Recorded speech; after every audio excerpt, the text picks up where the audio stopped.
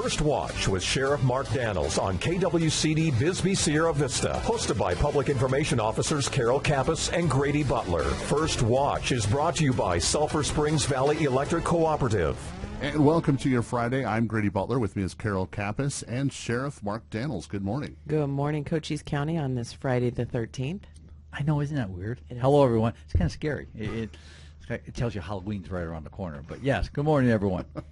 So let's start with football as we usually do. Last week, you and Chris called the first game. Tell us how that went. It went really well. Bueno played 3 quarters out of 4, but did a decisive win 49-21 over Ironwood Ridge. And no shocker to that score. Tonight, they're traveling to Catalina Foothills to take on the Falcons up in Tucson. It's up the northern part of Tucson. And Catalina Foothills, not a bad team, good program. But they're down this year. They're starting the season 0-2. Got a hand to them last week by Yuma Catholic, the west side of our state. So still should be a decent game, but obviously I think Bueno is the big favorite on that one. Also, 2 undefeated teams, Bisbee and St. David. We'll see if they can hold that tonight too, as they take on their rivals tonight. And you were busy this week because it was in remembrance of 9/11. So we had several programs that we participated in, to include Sierra Vista Fire. We had an Honor Guard member there, Douglas Police Department, and you went to the ALA Academy. Yeah, ALA had a very nice ceremony, and shout out to their leadership there to put that together and seeing their whole student body finally for the first time as a new high school, new school. And very nice event. And military represented, Border Patrol, HSI, Service Police Department, Sheriff's Office. We all came together, and I hope I didn't miss anybody there, all came together for a common purpose, and that is to remember those of almost 3,000 Americans that lost their lives. But it was just a very telling, but also sharing the message to our future, which is our young students. So it was a nice event. And we didn't have a show last week, but so I wanted to jump back on something you did the week before. You went to California and Yuma and had a meeting. We did, and met with our federal partners in Imperial, California, and also parts of it was in Yuma. But it was when sheriffs come together, our federal partners come together, I'm talking about our law enforcement from CBP and DHS, but one thing that was said, and I just want to share it, I think it's pretty profound. You go to meetings, certain things stick to you, and this stuck to me, and some of the other ones, was the HIDTA director out of New Mexico made the comment. He was talking about the influx of opiates, drugs in this country right now, and he made a comment. He goes, it's amazing. Talking more or less, hey, we got to do a better job. I think we all would agree. Asking any loved one that's lost somebody, and they would agree with 100% on that. But is the fact that if 300 dolphins landed on a beach, and 300 dolphins a day were dying, which is comparable to 300 humans are dying of opioid overdoses every day, drug overdoses. But if 300 dolphins died every day on a beach, how long would it take for the federal government to have every resource available to figure out why and fix that problem? Why are we letting 300 humans a day die of drug overdoses and doing nothing about it? So it's just something to think about. I mean, dolphins, humans, all important, don't get me wrong, but we got to do a better job when it comes to protecting and prevention, awareness, and interdiction. And you have a lot of other things, balls in the air, if you will. So one of the things that you're working on is Dr. Phil. Everybody knows Dr. Phil. Yes, you got to know Dr. Phil. So I'm interviewing with him today. In fact, when I get done with this interview, I'm heading to go meet with him to do an interview. He's doing a story on the border here in Arizona, and he asked if I'd jump on his show. So we're pre-recording the show today, so I'm excited about that. I've never met Dr. Phil, but I saw he did another show in Texas similar to this one and did a very good job with it, I thought. But, I mean, he's iconic. He's a legacy show host, and so I've never met him, so I'm excited to meet him. So we're doing that today and looking forward to share our story, our reality with Dr. Phil. And also we have some people that are running for Congress all over the country in our area today to get a border tour. Yeah, I spent some time with him yesterday, and for Matt Gress will be on the show here right after me. Matt used to be Governor Ducey's budget director, and he was instrumental, and I'll let him tell the story, but instrumental in our new Border Operations Center in making that real. Him and Governor Ducey, and I thank them both for that. And talking about border along that same line, we've had a lot of border pursuits that are continuing. It's nothing new. But again, yesterday, 3 of them.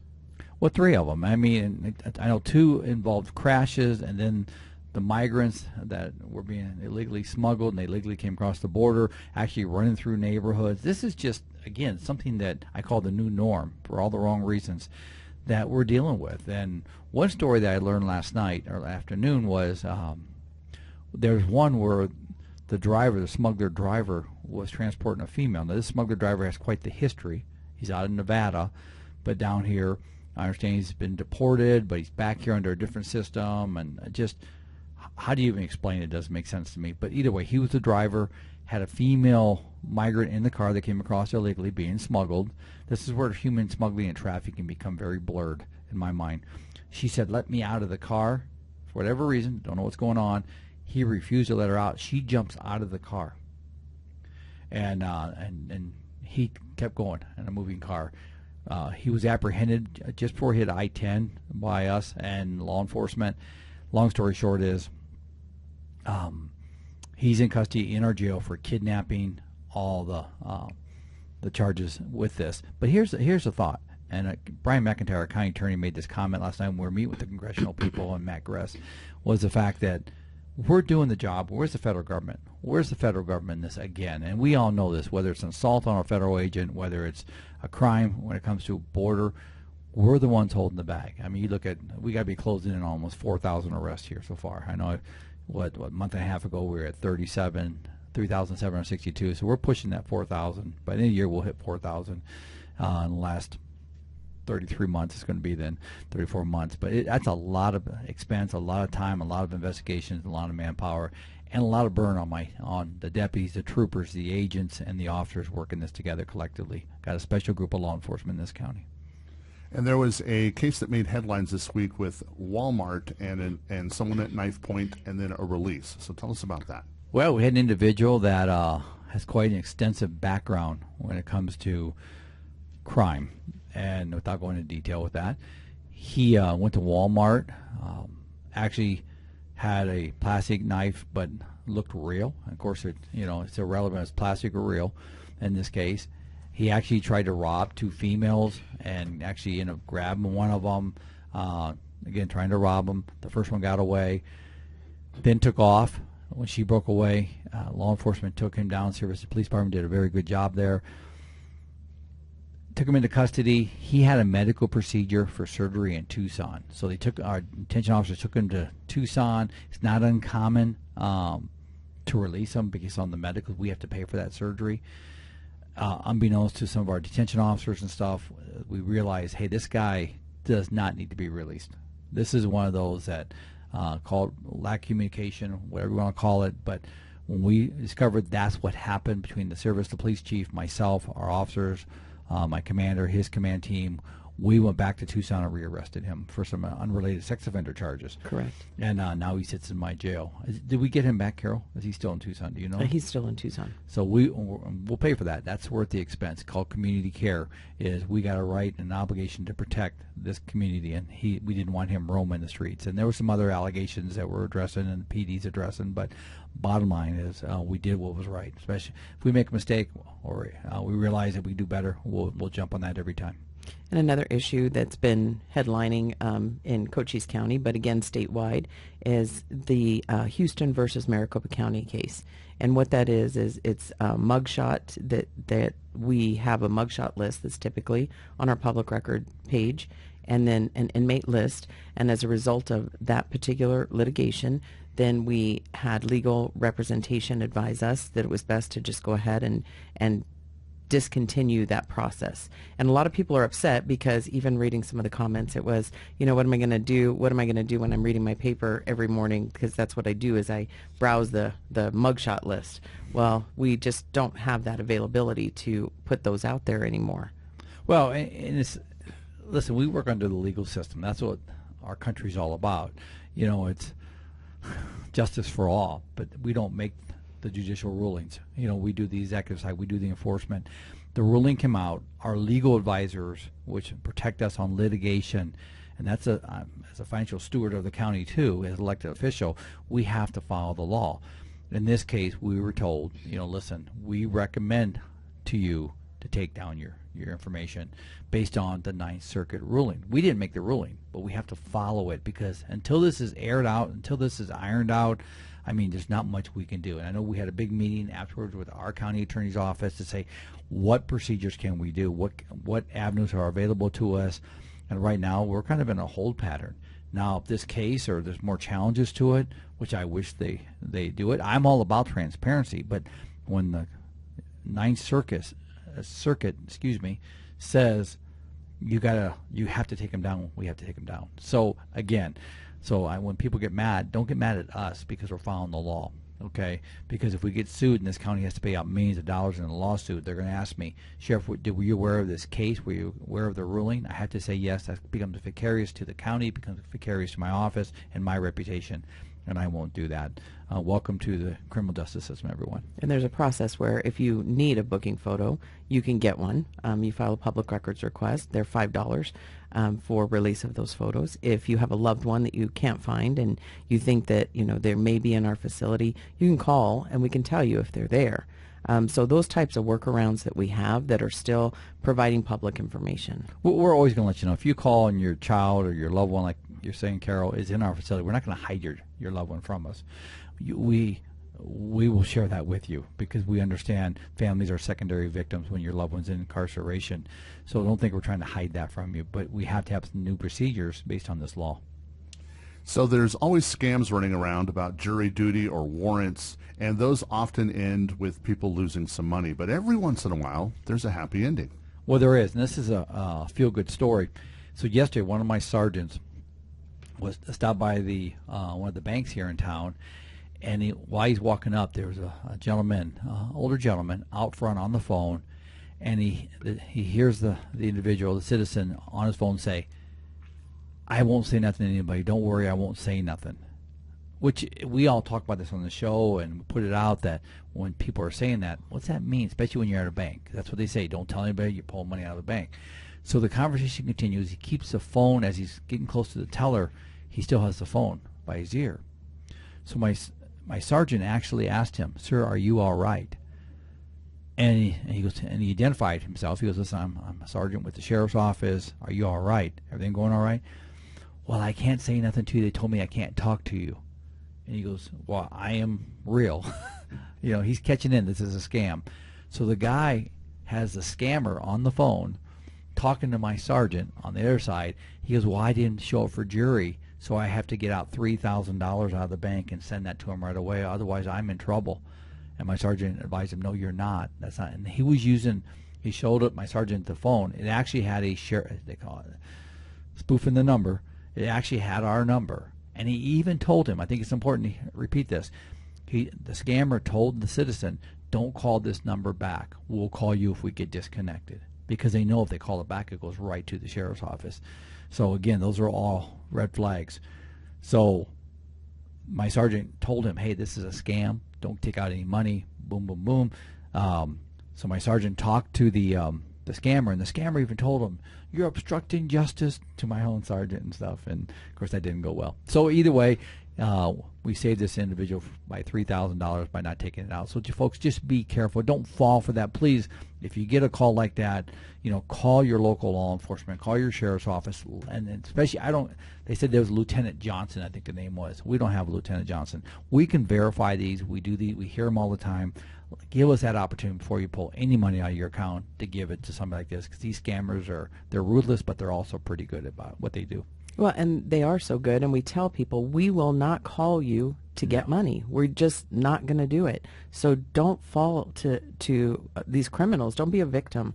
It's hard to hear when you have people that have that happen, and it's not just elderly people. It's not just people who are maybe less educated. It's people who are very well educated. It's people who are younger. It's people who are in the middle. It's people who are older. So please don't be a statistic. Yeah, and they prey on your fears and your emotions. They do, and I know prominent people in this community that have been victim to this or been subject to this. So again, whether it's a jury scam, you owe us money by the courts, we have your loved one, as hostage. You got to give us money. Don't fall for that. Call us right away. Let us intervene, and don't let these people say don't call anybody. The reason is they don't want you to talk to us because we're the real law enforcement.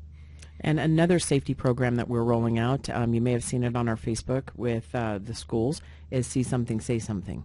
So I think that that's a really important program. It's not just for the schools, but it's initially kicking off in the schools, and Elfrida has it right now going. It's a great program. It's really, I really like it in the fact that a student, all kids have cell phones nowadays, if a student has a problem, whether it be bullying, whether it be some kind of something that affects their lives that they think law enforcement needs, whatever it is, let us assess that. They can scan that QR code on their phone and send us an instant message. This is what's going on, whether it be a threat or whatever. And then we evaluate working with our local law enforcement or whoever it needs to go to, and then we can jump on it. And that's what's great about it. And so those are going to start popping up at schools all over the place. And if you want more information, you can go to the Sheriff's Office Facebook page, watch the video, and parents should be aware of this as well as the kids. And what's nice about it is, again, this is a program that we initiated here in the county for our local law enforcement, our schools, working with Jackie Clay and all the school superintendents. We're excited, again, to bring another measure of school safety to our schools. Excellent. So what is your stop of the week? Well, it's a unique one. Most of them are, though, where I had a couple sheriffs from Wisconsin here last weekend. So we're heading out of Tombstone, heading to Bisbee, coming into Bisbee by the pit down there, and here comes a car come flying up behind me, just moving. So I'm in the inside lane. The car comes on the outside lane, passes me. I get him on radar at 73 miles an hour. Speed limit right there is 45. Actually, the sheriff's next to me. I look back up because we're in the curves. And this car was just fighting to stay in the lane. So, I mean, it's hell shit off fast. Yeah. And the sheriff told me later that was sitting in the front seat with me. He looked at the radar, 75. So either way, 73, 75 miles an hour, because I had already looked up. Didn't want to crash. And so we get him stopped, walk up, open beer in the center console.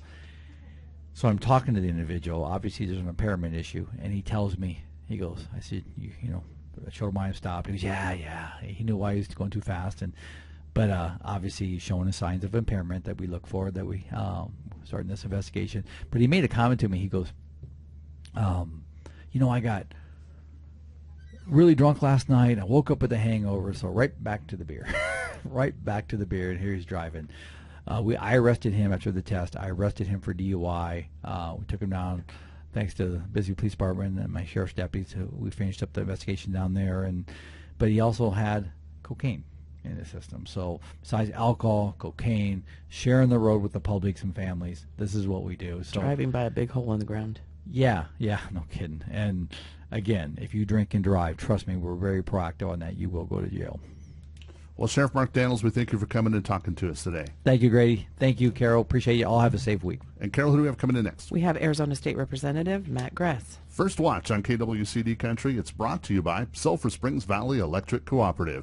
Giving you an inside look to your sheriff's office. Let's go back to First Watch on KWCD. And it's brought to you by Sulphur Springs Valley Electric Cooperative. I'm Grady Butler. With me is Carol Kappas and our next guest. Welcome back, Cochise County, and we're so excited to have Arizona State Representative Matt Gress. Thank you so much for being here. It's good to be here. I love Cochise County, and I feel like I'm Cochise County's fourth legislator. You have obviously Senator Gowan, Representative Gail Griffin, and Representative Lupe Diaz.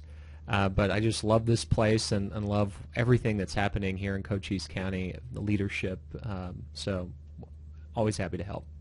And you've been here a few times for the border, and we're going to talk about the new border building and all that stuff. But first, kind of tell us why you're here this time. Sure. We were able to bring several congressional candidates across the country to Cochise County to help them understand what is happening at the border. You're at the doorstep. You are on the front lines. And I think any policymaker who wants to have a role in governing should come to Cochise County and understand what we are facing here. So we have folks from Pennsylvania, Minnesota, Michigan, California, folks who are running for Congress. It's good to get them before they get to Congress so that they can see what's going on here and understand the lack of federal intervention in the border situation. So Sheriff Daniels often talks about our border situation right here on this radio program. So what do you see as someone who's coming from the outside looking in? Tell us your opinion of our border. Wide open and unprotected. I think that's pretty clear with the trafficking of humans, the trafficking of drugs. Fentanyl is out of control. The high-speed pursuits that you're seeing just here in Cochise County. And, one of the things that we learned about yesterday are the thousands of cameras that the Southern Arizona Border Enforcement Unit, Southern Arizona Border Region Enforcement Unit, SABR, has placed along the border. And you're seeing over 190,000 individuals, illegal immigrants, cross through, captured on those cameras, and that's in addition to the gotaways that the Border Patrol has captured. So this is really serious. And Sergeant Oleski was telling us about two numbers. One of them, 19, the number of hijackers who took down the World Trade Center and attacked the Pentagon and tried to crash another building into the Capitol. Only 19. In just the last year alone, he said over 170 on the terrorist watch list were encountered at the border. This is a national security issue. And the other number, 1 million, the number of people who are living in effectively human slavery, being human trafficked. And it's all as a result of our wide open and unprotected border. So let's talk a little bit about the Border Center that the sheriff has been talking. It's going to be a grand opening here coming pretty soon. And you were working with Governor Ducey when this was all in the planning stages. So tell us about that. My prior role was the director of the Office of Strategic Planning and Budgeting. So I was the state budget director.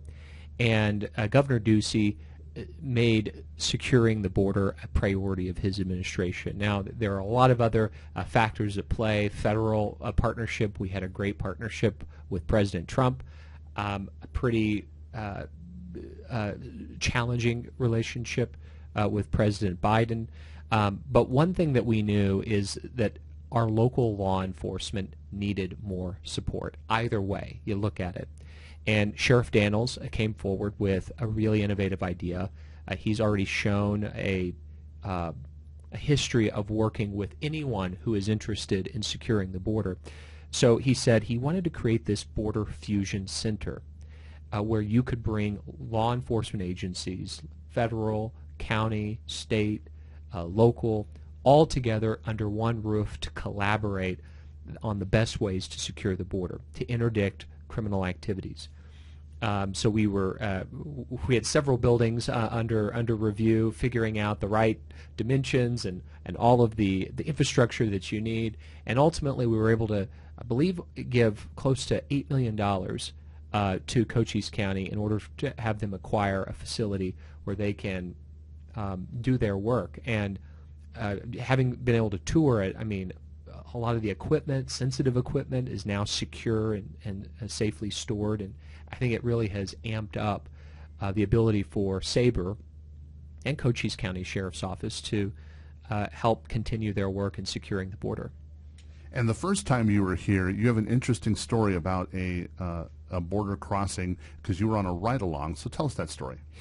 Absolutely, and that's really what led to the Border Center to begin with. You know, I'm a budget guy, so sometimes I have my green eye shade on, and I'm really skeptical of everybody's proposals. But the Border Center was a no-brainer after what I encountered on the border. We went down there at night with Cochise County legend Gail Griffin, your state representative, and Senator David Gowan. In the middle of the night, we went out into this field. There was a truck that had night vision goggles on, and we were able to see, 6 to 7 migrants crossing over the fence. So sheriff's deputies, with their partnership with the private ranchers, were able to access these private parcels to intercept the migrants. And they had camo on, they had carpet shoes to hide their tracks. I mean, this was a really sophisticated operation. And once they were apprehended, one of the SABRE team members asked one of the illegal migrants, how many times have you been caught? This was her second time getting caught. And then there was another migrant who's first time getting caught. And we asked them, why are you coming here? What are you planning to do? They were planning to go to New Jersey. And they thought it was a day's walk. And I think they had been obviously significantly lied to. And we told them, it's farther to New Jersey than it is to Mexico City. But at the end of it all, when CBP came, they got loaded into the truck, and one of the illegal migrants said, "See you tomorrow," to us, because they were going to book him, then take him back to the border, and release him at the border. Where else are they going to go? Going to get him right back in. And that is another asinine, ridiculous policy of the federal government that we got to change. And that was the linchpin that made you change your mind for funding, or started you in the direction? Well, at that point, I was able to see firsthand Sheriff Daniels' vision, leadership, and the need for these resources. Not only resources for the Border Center, but we also included a $20 million appropriation for your jail, because your jail is bearing the brunt of all of these border enforcement actions. So it made it so crystal clear for me, walking arm in arm with Gail Griffin out in this big field at nighttime, encountering migrants, of just how dangerous and volatile this situation is, and just how engaged Sheriff Daniels and the Cochise County Sheriff's Office are in keeping us safe. So whatever resources they need, they're going to get, including next legislative session. We need to give more resources to our sheriff's offices related to the border. Well, Matt Gress, we thank you for coming and talking to us today, and we thank you for everything you've done for Cochise County. My pleasure. Thanks for having me. Carol, who do we have coming in next? We have a whole room full of people, and so we have the Legacy Foundation, so they'll be in here. First Watch on KWCD Country is brought to you by Sulphur Springs Valley Electric Cooperative. Giving you an inside look to your sheriff's office. Let's go back to First Watch on KWCD. And it's brought to you by Sulphur Springs Valley Electric Cooperative, giving you an inside look into your sheriff's office. I'm Grady Butler, and with me is Carol Kappas, Public Information Officer with the Sheriff's Office, and our next guest from the Legacy Foundation. Hi, what's your name? Susan Richards. Hello, Susan. So tell us a little bit about yourself. I've been working for the Legacy Foundation since 2017. I've been doing a resource guide for quite a few years before that. It's something that I always thought was needed in communities. So let's talk about the resource guide. What is that? The resource guide is resources that are organized into 21 categories. They're community resources, something that somebody might look for when they just have a need. So our current resource guide has 21 categories with over 500 current entries. Let's talk about some of the categories. What are some of the things we'll find in the resource guide? The most important topics, or I said the most used, are food, clothing, utility assistance, and pet resources, housing and shelters, and behavioral health and substance abuse. Excellent. And so how would people use this resource guide? What would take them there to find those resources? It's usually an individual that just has a need. They're looking for maybe child services, they're looking for behavioral health services, they're looking for food, they're looking for transportation. It could be a senior that's looking for particular resources. So we created the resource guide just to provide that information for the individual. And what kind of information are they going to find in each entry? I'm sorry. We're going to find the name of the organization, their address, their phone number, their hours, their website link, a Facebook link, and description of services. That's excellent. How do we access the resource guide? You can access the resource guide on our website at lfsaz.org. You can access it by downloading the app, both on an Apple or an Android smartphone, or you can go to our Sierra Vista library, and they have a kiosk dedicated to the resource guide. That's awesome. So let's talk about the Legacy Foundation for a bit and kind of take a step back. What do you guys do at the Legacy Foundation? Hi, go ahead and step in. Hi, what's your name? Hi, it's Becky Smith, Community Outreach with the Legacy Foundation. So tell us what the Legacy Foundation is. The Legacy Foundation is a private foundation that provides grant funding for all of Cochise County and eastern Santa Cruz County. We also provide other resources for nonprofit organizations as well, such as education and training. Excellent. And you guys do so much for our community. We really appreciate it. Thank you. All right, so back to the resource guide. So how do we get information on that? Okay, you can actually reach out to me by calling our number at 520-335-6015, or you can just send an email to info@lfsaz.org. And the Legacy Foundation is amazing. Thank you guys for what you do for our community. And a lot of times, I think you might be unsung heroes, so it's great to talk about you and what you guys do, so thank you. Thank you, Grady. First Watch on KWCD Country is brought to you by Sulphur Springs Valley Electric Cooperative.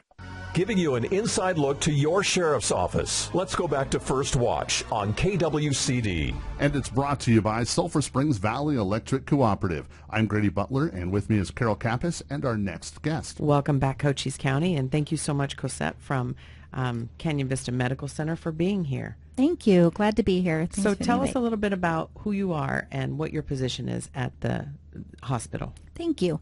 My name is Cosette Britton. I'm the Chief Nursing Officer at Canyon Vista Medical Center.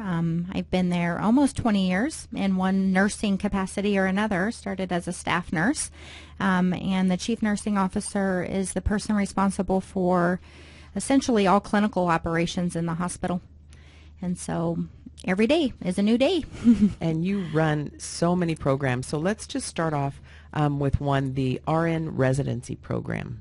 Great. That's a new program for us. A year ago, we found the need that while we have a RN program in our community through Cochise College, the new grads needed a transition to practice, if you will, right? So they needed some extra education and support, mentorship, in order to make that transition better for them and our patients. And so we started this RN residency program with the help of the state of Arizona through a grant with very structured education and modules, essentially. So there's some didactic and clinical portions of it where it's a year-long program, and it all ends in a capstone project that they present, and they get mentorship and development the entire year. It's a way to make them, I guess, flesh out their actual position and learn more things and be able to contribute. And there's also an RN extern program. And so what are the extern programs? Yeah, so that is an even newer program for us. The extern program is designed to start opening the door to folks who are intending to be a nurse, but aren't quite there yet. So an RN extern 1 would be somebody who maybe just got accepted into the nursing program, and a lot of them are already CNAs, right? They're a certified nursing assistant or maybe a medical assistant, and they have some healthcare experience. We would hire them into an extern role, and they would be able to start learning the hospital and the culture, and learn the departments of the hospital, and all of that takes some time, right? So it helps. We've seen that helps them transition even better when they are an RN. So that would be like the extern 1, and then they can transition after they finish 1 year of nursing school into an RN extern 2, where then they get to actually start following and shadowing a nurse and get to see exactly what they'll be doing eventually as a RN once they're graduated and licensed. And you also have a new program in an acute rehab unit. We do. That is, we were just licensed from the state of Arizona. We converted one of our spaces that we did some orthopedic care into a 10-bed acute rehab unit, where the idea behind that is folks that are going to need a couple weeks, sometimes 3 weeks of stay in getting rehab services, whether that's physical therapy and speech and occupational therapy, and that all kind of comes to them. And so when we looked at our community and the patients that were needing to be sent out of the Sierra Vista area to Tucson and beyond in order to get that service, we knew that was something that we needed to work on. So it's been an eight-month project, and so we are taking our first patient by Monday. So we're really excited about that. And you also have some community health initiatives. We do. So we definitely have teamed with the Cochise Health Department in order to initiate a Narcan distribution program. And so that's designed for an ER patient who may be at risk for overdose, whether maybe they overdosed already or they have risk factors. And it doesn't have to stop there. Maybe they have a loved one that is at risk. And so we give out Narcan at no cost to patients who visit our emergency department. And then on top of that, we're also, we have the county come out and they work with our ED director and they set up a table, essentially a booth, and give it out to the community for free. And let's talk about how you have some technology integration going on. Yeah, so obviously technology is the hub of a lot that we do, and we want to make sure that we're adjuncting that care that we're able to provide as nurses with the technology advancements that's happening. So a lot down the path of AI and the electronic medical record.